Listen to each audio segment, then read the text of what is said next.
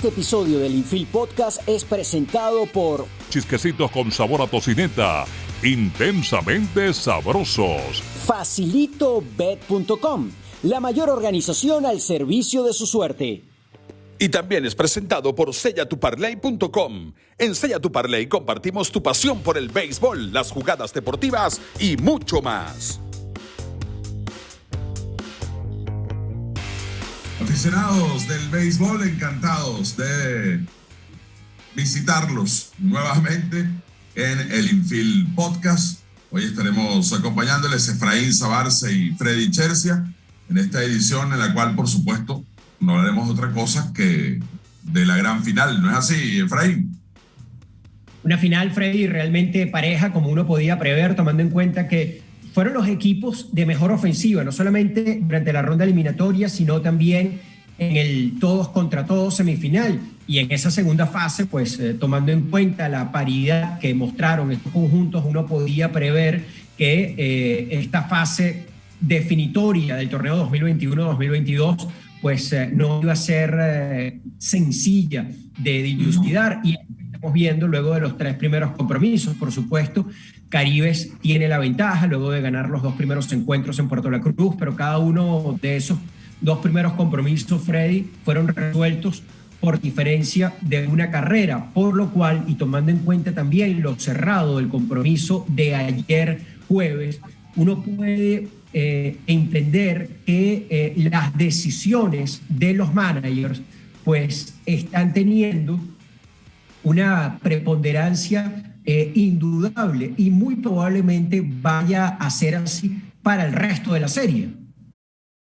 Sí, y qué bueno que mencionas eso de la parte ofensiva, porque justamente al inicio de esta serie podíamos de repente todos imaginarnos, y de hecho en la antesala del primer juego más o menos lo comentaba yo, que podíamos imaginarnos que íbamos a tener juegos donde la ofensiva iba a estar a la orden del día, donde íbamos a tener un alto número de carreras, pero que debíamos acordarnos de que a medida que ha avanzado la temporada, que hemos pasado de temporada regular a round robin y ahora en este final, pues el picheo también ha mejorado. Y el picheo de Magallanes, sobre todo su bullpen, había sido muy efectivo en el round robin. Lo cierto es que, bueno, hemos visto juegos, sí, donde ha habido batazos, hemos tenido aproximadamente, creo que un poco menos de 50 hits. Hemos visto 7 jonrones, pero hasta ahora lo que me ha llamado la atención a mí ha sido las buenas acciones defensivas que hemos tenido de parte y parte. Ayer hablábamos del bullpen de Magallanes, y lo de ayer fue una grosería. Al bullpen de Magallanes, a excepción de Henderson Franco, que honestamente pensé que como Franco en el segundo juego había hecho una salida de 31 picheos, incluyendo 2 episodios de labor, yo pensé que, bueno, que Wilfredo Romero probablemente no iba a usarlo para el juego de anoche y se iba a ir directamente con Wilkin, Vizcaya y Bruce Rondón, tal vez alargando un poco al abridor o buscando a alguien que entrara en sustitución de Franco. Y no, me sorprendió ver cuando ingresó Henderson Franco a lanzar por el Magallanes. De hecho, le fabricaron una rayita a Franco de apenas, no le hicieron carreras, pero le dieron un hit. Se metió en problemas también porque otorgó un boleto, así fue la cosa.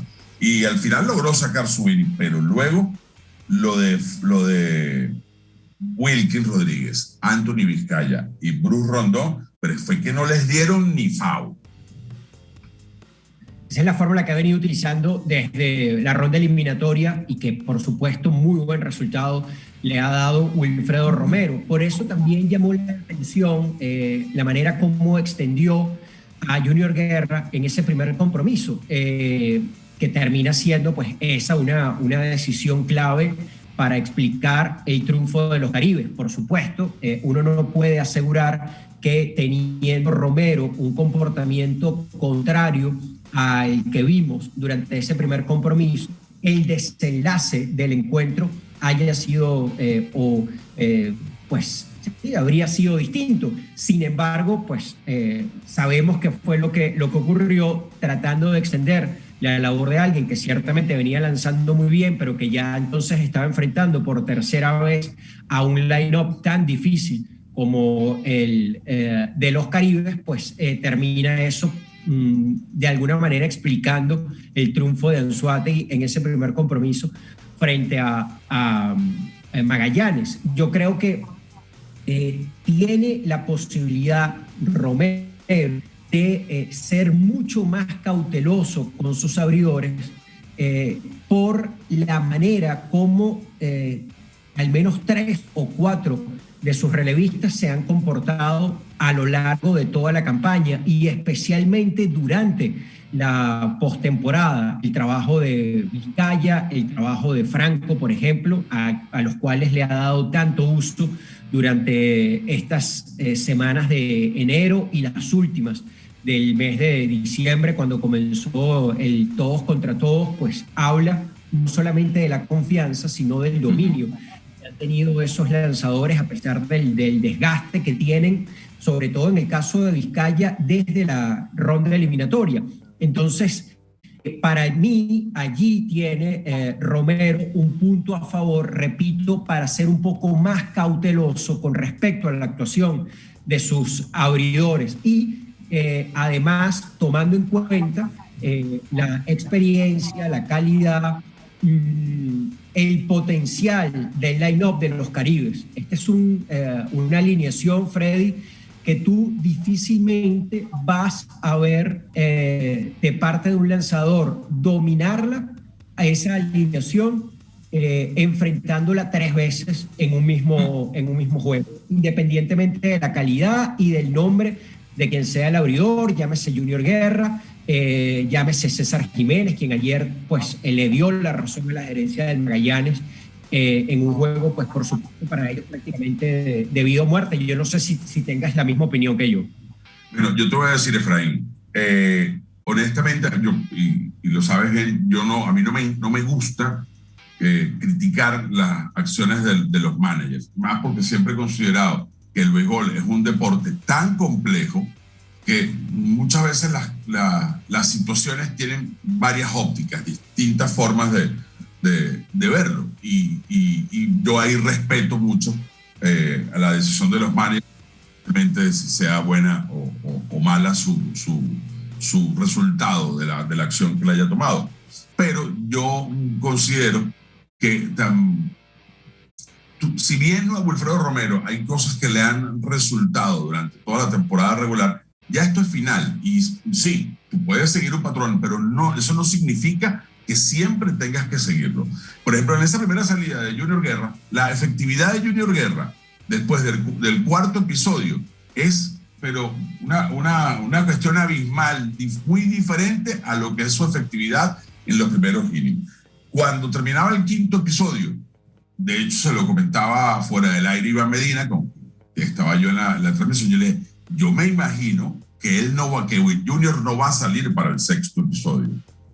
Y mi sorpresa es que sale para el sexto inning. Pensé que al darle el hit Víctor Reyes, allí en definitiva iba a ser la salida de Junior Guerra. Tampoco lo hizo. Le dieron el primer jonrón, tampoco lo sacó. Lo vino sacando fue al segundo. Yo creo que dejó mucho tiempo a Junior Guerra. Yo creo que ese inning estaba de más, o abrir el sexto estaba de más. Y me ocurrió anoche con lo que te comentaba de Anderson Franco. Yo pensé que a Anderson Franco no lo iba a utilizar ayer. Y para que tú veas, de todos los lanzadores, ninguno le hicieron carrera, pero tuvo problemas, tuvo un boleto pues, y permitió un hit. Y fue el único que no estuvo dominando. Entonces, este tipo de series tan cortas, donde pareciera ser un cliché, pero es así, son series cortas donde cualquier cosa puede pasar, un equipo se puede encender y otro puede caer en un slump y ya se acabó la serie sin tomar en cuenta lo que tú hayas hecho a lo largo de toda la temporada. Pero tú, los patrones que tú usaste, debes tenerlo como una referencia, pero eso no significa que no puedes salirte de ahí. Al contrario, en las finales, con este tipo de series, tienes muchas veces que ir incluso en contra de lo que tú has hecho durante todo el año. Sí, la verdad es que, bueno,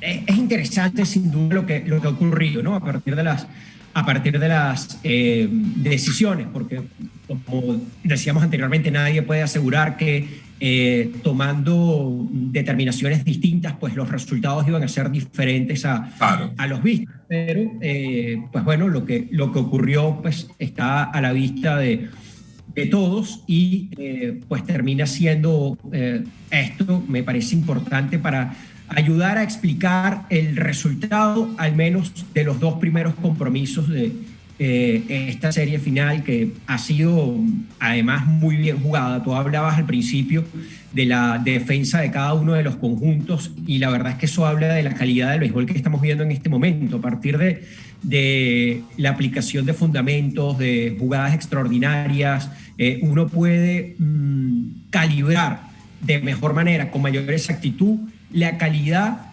de un determinado encuentro, en este caso de una determinada serie. Y lo que hemos visto de parte de los dos conjuntos pues ha estado a la altura de las expectativas. Creo que tiene mucho que ver, Freddy, con el recorrido que hay en cada uno de estos lineups, en la cantidad de juegos, de campañas, de experiencia, no solamente en Venezuela, sino también en el béisbol de las grandes ligas, que hay acumulado en cada uno de estos rostros. Yo creo que esto nos ayuda a explicar el porqué de la calidad alta, elevada, que hemos visto en esta serie final, y que ha hecho cada uno de estos tres compromisos un espectáculo realmente digno de ver, de analizar y de esperar más. Ojalá sea esto una final que vaya un máximo de 7 juegos, porque lo que hemos observado hasta ahora ha sido apasionante y, reitero, de un nivel en cuanto a juego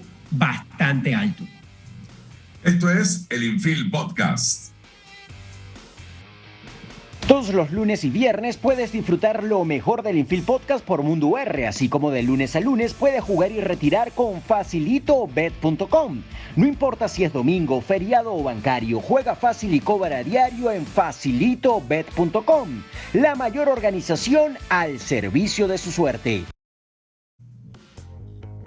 Bueno, aquí el comentario de los 7 juegos que tú hiciste lo hicimos Iván y yo en la transmisión, y antes de que empezara, para que no fueran a molestarse ni los magallaneros ni los caribeños, pero decíamos, por favor, que sean 7 juegos, y a medida que ha avanzado estos 3 encuentros, creo que nos vamos a quedar picados todos si esta serie no llega a 7 encuentros. Efraín, es que los juegos han sido tan emocionantes que los 2 primeros encuentros duraron más de 4 horas, y yo creo que nadie se percató de eso, sino después cuando terminó el encuentro, porque fueron partidos muy emocionantes. Ahora bien, cuando tú ves la alineación de los Caribes de Anzoátegui, yo no sé si esta alineación, hablando como de repente como un pitcher, sea la más difícil de enfrentar, no solo en Venezuela, sino en el Caribe. Yo creo que esa alineación, ese line-up de Caribes, se ve blindado, se ve fuerte, se ve con experiencia. Yo creo que es uno de los line-ups, a lo mejor también más difíciles que hemos podido ver, o más completos en los últimos años en este béisbol. ¿No te parece? Sí, sin duda. Es un reto tremendo el que tiene frente el picheo del Magallanes, y de nuevo Wilfredo Romero, Luis Carlos Rivero, su coach de lanzadores, por tener que medirse en una serie un máximo de 7 juegos a una alineación de las características de los Caribes de Ansu Fati. Y fíjate que a pesar de eso, pues tú lo comentabas al principio, no ha sido esta una serie de batazos, no ha sido una confrontación en la cual la ofensiva ha apabullado al picheo, contrario a lo que vimos sobre todo durante la ronda eliminatoria. Ha habido juegos, los 3 juegos de hecho han sido cerrados con scores decentes, si cabe el término, si podemos utilizar ese vocablo para describir lo que ha ocurrido en cuanto a la fabricación de carreras. Y yo creo que ayer dio solo 5 hits a Caribe, justamente esa alineación tan importante que hablamos. Sí, yo creo que el picheo del Magallanes ha estado a la altura del compromiso desde ese punto de vista, si bien hablamos de una serie que ellos están en este momento perdiendo con 2 derrotas luego de los 3 primeros compromisos, pero el picheo del Magallanes ha estado a la altura, a pesar de lo que dice. Es temible realmente lo que presenta en este momento Anzoátegui en su line-up, y a pesar de eso, pues sí, han sido juegos cerrados. Entre otras cosas, Freddy, porque sobre todo en el primer juego, la defensa del Magallanes, con intervenciones de Kei Gota, me parece impidió que Anzoátegui fuese más productivo ofensivamente, sumara más extra bases. Hubo al menos un par de jugadas de Gota que fácilmente ahorraron 2 extra bases al picheo de su equipo.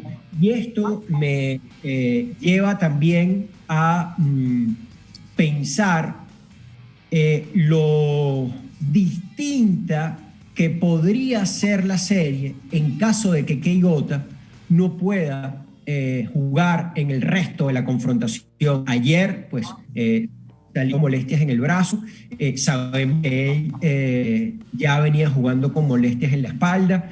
Aún así tuvo un todo contra todo sobresaliente. De hecho, mi voto para el jugador más valioso de la semifinal fue a Kei Gota. Terminó ganando con justicia Williams Astudillo. Digo con justicia porque, aunque no voté por Astudillo, pues la verdad es que la actuación de ambos fue más pareja, pero yo me terminé inclinando por Gota por el aporte, Freddy, defensivo que brinda este pelotero. Marca diferencia jugando en el jardín central, sin duda, hace al picheo de su equipo mejor, y eso lo hemos visto durante esta serie, sobre todo durante el primer compromiso. De allí el comentario que hice anteriormente. Será en caso, y ojalá que no sea así, porque para el espectáculo es una presencia de Kei Gota, será serie distinta esta a partir de mañana si Kei Gota no puede estar en la alineación. Mira, de verdad que eso sería un golpe duro para Magallanes, porque, bueno, todo lo que tú dices de cómo la cantidad de terreno que él cubre, la manera en que él afronta los turnos al bate, no, o sea, yo creo que lo de Kei Gota, y lo decía creo que en una transmisión contigo, Kei Gota es un importado que yo creo que todos vamos a agradecer, independientemente de los aficionados de qué equipo sean y nosotros en los medios. Kei Gota es un importado que uno va a agradecer ver aquí todos los años. Ayer cuando Gota salía del encuentro, más allá de su molestia en el codo, el olecranon, la frustración de Gota por tener que salir del juego, su molestia, yo creo que estaba por encima del dolor que sentía por la lesión. Y yo creo que estos días, a pesar de que no ha estado produciendo, porque él en el primer juego no dio hit y recibió 2 bases por bolas. En el segundo encuentro se fue de 5-0. Ayer, qué clase de manera de abrir la pizarra con un jonrón del propio Kate Gota. Pero Gota siempre va a ser importante para Magallanes tenerlo ahí, por la defensa, por lo que pueda aportar, sacarle picheos a los lanzadores contrarios, la manera en que se pueda buscar envasarse, pero además es la velocidad, la forma de correr las bases, el ser, Gota viene de ser el mejor robador de la temporada regular y luego fue el mejor robador del round robin. Y si estamos hablando de que hay juegos pequeños, hay juegos cerrados, hemos visto tomas y dames, cada vez que tú tengas a Gota en primera, le vas a poner una presión extra al lanzador y a la defensa de los Caribes de Anzoátegui. Así que si hay alguien en esa alineación de Magallanes que pueda ser definitorio a la hora de estar en esta alineación, yo creo sinceramente que sea Kate Gota. Esto es el Infield Podcast. Juega a ganador, compartiendo tu pasión por el béisbol. De la mano de tu plataforma favorita, trate de una manera fácil y segura. Para tus jugadas deportivas y mucho más. Con sellatuparley.com.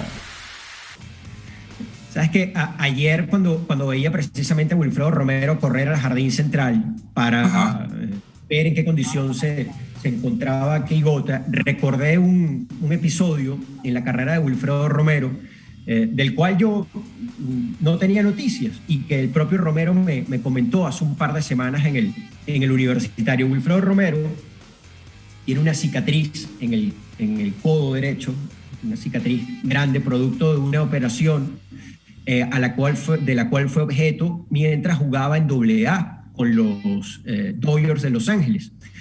Wilfredo Romero fue un pelotero destacado. Recuerden, llegó a jugar 20 campañas en la Liga Venezolana de Béisbol Profesional, lo cual pues habla precisamente de su idoneidad como jugador, como pelotero para este circuito, y jugó varios años en ligas menores, sobre todo con los Dodgers de Los Ángeles al principio de su carrera, principalmente por su buena defensa, por su muy buen brazo. Estaba Wilfredo Romero en AA, pensaba era su año de ascenso a Grandes Ligas, mientras pues padecía de una molestia en el codo. Él precisamente por la creencia de que estaba cerca de arribar a las mayores, pues nunca dijo nada con respecto a esa molestia para no perder tiempo de juego. Su manager en ese entonces, Ron Roenicke, quien probablemente muchos de ustedes conozcan, un técnico de amplia trayectoria en el béisbol de las Grandes Ligas, pues estaba Roenicke dirigiendo a los Dodgers en AA en ese momento, era el manager de Romero, y le gustaba mucho a Roenicke hacer prácticas de infield, lo cual hoy prácticamente no se ve. Y Romero, precisamente por las molestias en el brazo, le pidió durante un día que no lo incluyera en la práctica para preservar su brazo. Roenicke pues hizo caso omiso a la sugerencia de Romero, lo incluyó en la práctica de infield y terminó Romero rompiéndose el codo. Y esto pues le costó el resto de la campaña y quién sabe si la posibilidad de jugar en Grandes Ligas. Fue operado y él tiene esto allí como una especie de recordatorio de lo importante y la responsabilidad que tiene un manager a la hora de cuidar la integridad física de su pelotero. De allí el por qué Romero constantemente, cuando se le pregunta cuál es tu principal característica como manager, cuál es tu principal responsabilidad o meta como dirigente, dice tratar a los peloteros como seres humanos. En buena medida viene por eso. Y por eso creo, Freddy, que difícilmente, si él ve que Gota no puede jugar, que esto podría poner en riesgo su carrera, su integridad física, aún cuando se trate del campeonato del Magallanes, creo que lo va a preservar. Por supuesto va a ser una decisión difícil porque conocemos a Gota va a querer jugar, pero está ese precedente, la carrera de Romero y la forma como él trata entonces a partir de allí de preservar a los peloteros que tiene bajo su mando, lo cual habla precisamente de la responsabilidad, del sentido de responsabilidad del manager del Magallanes y su condición evidente de liderazgo que tiene, que es indudable y que lo llevó a guiar de tan buena manera al Magallanes hasta donde está en este momento. Y muy probablemente, si eso ocurre de que Gota no vaya a poder ver acción, el movimiento para los jardines probablemente sea el que vimos anoche. Colocar a De Asa en el jardín central, mover a Ángel Reyes para el right field y dejar a Albert Martínez en el left. Albert Martínez que a lo largo también de toda esta temporada llegó a darle 4 cuadrangulares al equipo de Caribes de Anzoátegui. O sea que ofensivamente podría aportar también un poco más de poder, tal vez, Albert Martínez, contrarrestando a lo mejor un poco más el contacto y la velocidad.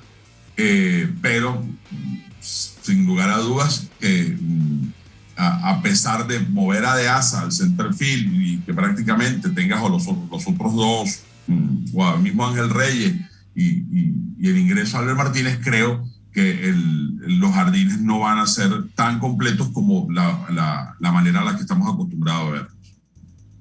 Independientemente de la condición de Kei Gota, está llegando el momento de Albert Martínez. Me refiero al momento de regresar al line-up diario del Magallanes, porque Ángel Reyes ha tenido un rendimiento distinto en estos primeros encuentros de la final, ¿no? Sí, yo creo que Albert Martínez, independientemente de lo que vaya a ocurrir con Gota, tienen que buscar ver cómo lo involucran más en el juego y por eso hago la acotación de los 4 jonrones contra Caribes, porque Albert Martínez le hemos visto definir encuentros, le hemos visto batear. Albert Martínez creo que ha sido el mejor remolcador de Magallanes de las últimas 4 temporadas. Entonces ha tenido una buena ración de banca en los últimos encuentros del round robin, en estos primeros de la final. Entonces, independientemente de si va a jugar Kei Gota o no, yo creo que debe buscar Wilfredo Romero cómo meter por allí a Albert Martínez. Tal vez un día de descanso para Ángel Reyes y ubicarlos, no sé, hay maneras también de cómo ir estructurando la alineación y no necesariamente repetirlo, porque estamos en una final, son apenas 7 encuentros, bueno, ya lo que quedan son 4 juegos, y Albert Martínez yo creo que puede ser un factor determinante ofensivamente en este final para Magallanes. El otro asunto, parece haberle encontrado la solución, al menos sacarle el mayor provecho posible, tanto Mike Álvarez como Dernier Orozco, a los lanzadores del bullpen de los Caribes, sobre todo, por supuesto, a partir de la presencia, de la llegada de Silvino Bracho, la llegada también de Esteban Aro, quien ha sido pues muy importante en los últimos encuentros de la ronda semifinal y ahora en la final para su equipo. También la actuación de Iván Medina, que me parece ha sido importante también con su velocidad, en fin. Parece tener una cara distinta el bullpen de Anzoátegui, que tantos problemas y dolores de cabeza le ha dado a Mike Álvarez. Yo no sé si tienes la misma percepción que yo. Sí, sobre todo, bueno, a Toledo y a Iván Medina los ha utilizado en los 3 encuentros. Sí. Mike Álvarez. Ahí podemos tener una idea de cómo los está viendo él de útil para su labor. Pero el tener ahora a Silvino Bracho, sí, tuvieron a Esteban Aro en el round robin que logró de una manera u otra poder suplantar allí a Sotillet, e hizo un trabajo importante como cerrador del equipo, y le coloca ahora a Silvino Bracho ese esos dos lanzadores para octavo y noveno, creo que le da un extra allí importante a Caribes. Para Caribes siempre ha sido el picheo un dolor de cabeza, siempre ha sido en los últimos años. Hemos hablado de Caribes Anzoátegui como, bueno, un equipo de poder que tiene ciertos huecos en cuanto a lanzadores, y al final siempre terminan metidos en estas instancias finales. Pero tú, en estos encuentros que se han cerrado, contar con Aro y con Silvino para octavo y noveno inning, y lo que te decía, ya por lo menos a Toledo y a Iván Medina los ha utilizado en todos los encuentros. Entonces, buscar ya en plena final, ir tú sintiéndote a gusto, y cuando digo, me imagino a Mike Álvarez y a Daniel Orozco sintiéndose a gusto con la forma en que están estructurando su bullpen. Creo que puede ser el mejor momento del año para el bullpen de Caribe, justamente en esta final.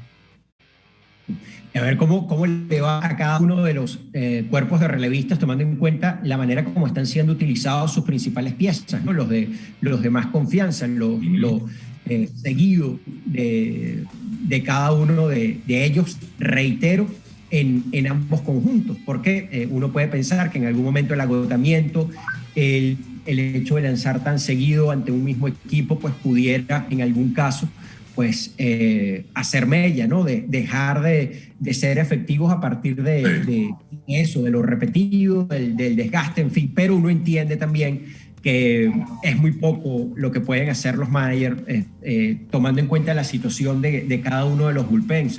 Uno entiende perfectamente por qué se repite Vizcaya, por qué se repite Franco, por qué se repite Medina, por qué se repite Toledo. Es perfectamente entendible. Yo creo, Efraín, con estos tres primeros juegos de verdad tan interesantes, tan emocionantes que hemos tenido, y imaginarnos que hay la posibilidad de que tengamos otros 4 con esas características, que me perdonen los fanáticos de ambos equipos, pero repito, ojalá esto vaya para 7 juegos. Nos reencontramos el lunes. Así es. Feliz fin de semana, y esto es el Infield Podcast por Mundo UR. Este episodio del Infield fue presentado por Chisquecitos con sabor a tocineta, intensamente sabrosos. FacilitoBet.com, la mayor organización al servicio de su suerte. También fue presentado por SellaTuParlay.com. En Sella Tu Parlay compartimos tu pasión por el béisbol, las jugadas deportivas y mucho más.